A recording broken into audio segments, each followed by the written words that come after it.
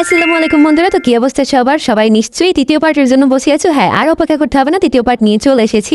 তো এই যে সেলাই দুইটা দিলাম, যে কালো সুতা দিয়ে এবং লাইট গ্রিন দিয়ে, এটা পুরোটা গ্রিন না, তো এটা তো তোমরা দেখছো। এবং তারপরে চেইন ফোর দেওয়ার ভিডিও কিন্তু আমি স্লো মোশনে আপলোড করে দিয়েছি। তো যারা এই সেলাইয়ের ভিডিওগুলো দেখতে চাও তারা অবশ্যই সেই ভিডিও দুটো দেখে নিবা।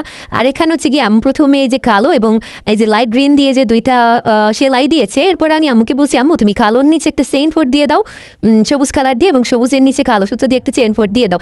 আমি বলছি যে তাকে বেশি কালার ব্যবহার না করতে, দুইটা কালার দিয়ে পুরো টেবিল ক্লথটা তৈরি করতে আর কি। যত সিম্পল রাখি তত একটু সুন্দর লাগে। আপনাদের কাছে কেমন লাগে আমাকে জানাবেন। আমার কাছে সিম্পল জিনিসই ভালো লাগে।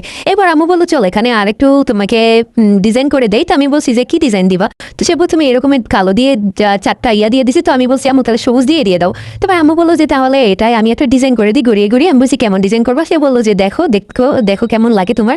তারপরে সে এই যে ঘুরিয়ে ঘুরিয়ে ঘুরিয়ে ঘুরিয়ে একটা সুন্দর ডিজাইন করে দিয়েছে। তো দেখো ডিজাইনটা কত সুন্দর। তো এই ডিজাইনটার ভিডিও কিন্তু আমি স্লো মোশনে দিয়ে রাখছি। তো এখন এটাই কাজ বাকি আছে। এর চারপাশে দেখো আমি রাউন্ড করে একদম কেচি দিয়ে কেটে নিয়েছি। এখন এটা নিচেও তো জানো যে বাজারের সালার বস্তা লাগানো, এবং সেই সালার বস্তা এবং এই পাটের বস্তা এই দুটোকে আগুন দিয়ে পুড়তে হবে।